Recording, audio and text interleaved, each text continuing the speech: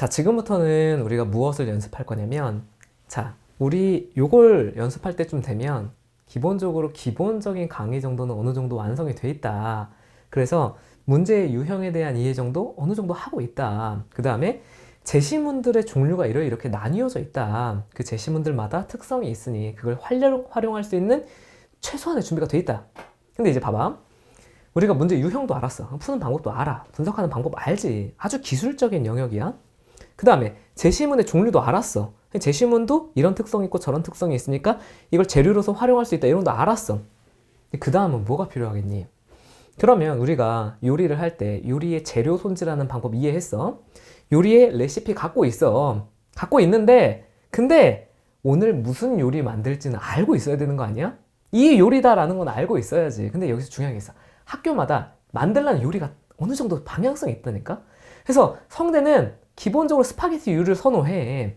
연대는 김치찌개류야. 이런 뭔가 방향성이 있다고. 그러면 각 학교별로 핵심적으로 나왔으면 한 단어가 있어. 핵심적으로 나오는 소재가 있어. 핵심적인 소재와 핵심적인 단어를 알면 너네는 그 학교가 정확하게 요구하는 참치 김치찌개 만들 수도 있다는 거지. 그러니까 그 소재에 대한 이해를 빼놓을 수가 없는 거야. 그러면 학교마다 가장 중요하게 생각하는 소재, 가장 많이 나왔던 소재, 이런 거 알고 있는 게 그 학교 풀 때 가장 중요한 거 아니겠어? 그러면 우리가 연대 문제를 풀 거야. 예를 들면 연대의 소재가 얼마나 많겠어? 인종 문제, 젠더 문제, 계급 문제 다 소재로 나오지. 하지만 그 모든 문제를 다룰 때 가장 중요한 주체와 타자의 관계 문제 알고 있으면 쓸 수 있다고. 모르면 손도 못 대.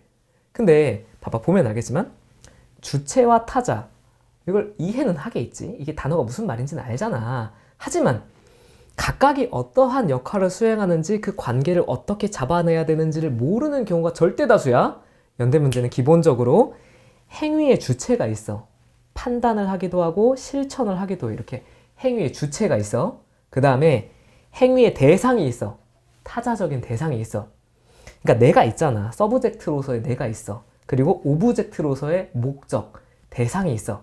그러면 연대 문제는 기본적으로 얘네들 간의 관계에 관심을 기울일 수밖에 없어. 사람과 동물의 관계, 사람과 다이아몬드의 관계, 나와 너의 관계, 남성과 여성의 관계, 이런 방식으로 문제가 출제된다고? 그리고 이 둘 사이에서 이제 소통 과정이 이루어지게 되는데 여기서 중요한 게 있어. 대부분의 학생들이 실수하는 문제야. 오브젝트에 집중해.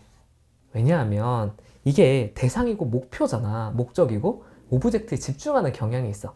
다른 학교는 그렇게 해도 돼. 근데 봐봐. 이게 연대 문제의 중요한 이 함의 가운데 하나인데 오브젝트파이야. 객관화하다. 타자화하다. 어떠한 문제를 객관화하려면 타자적인 존재를 쳐다봐야 한다. 이런 개념이거든. 타자적 존재를 쳐다보면 뭘 할 수 있어서? 나를 이해할 수 있어서, 주체의 정체성을 이해할 수 있어서. 그래서 객관적이라고 하는 거야. 타자를 통해서 미러링을 해봐. 아, 나는 어떤 존재지? 이렇게 미러링을 해봐. 그러면 타자를 이해하는 게 아니라 나를 이해하는 거라고? 여기까지 가능하니? 그러면 연대 문제의 목적은 뭐야? 주체주 주고 타자도 주지만 타자를 통해서 나를 이해하는 것을 우선으로 한다. 예를 들어 볼게. 인종 문제가 있어. 인종 문제가 있을 때 인종 문제에서 나와 저기 동남아시아 외국인 노동자가 있다고 해볼게. 나와 동남아시아의 외국인 노동자가 언어, 문화, 활자, 영상 등을 통해서 의사소통을 하게 될 거야. 이렇게 의사소통을 하게 되면 최종적으로 나는 동남아시아 외국인 노동자를 이해하게 되는 거야? 나를 이해하게 되는 거야? 라고 했을 때 연대의 기본적인 방향성은 동남아시아 외국인 노동자를 통해서 나를 이해하게 되는 거에 포인트가 있다고?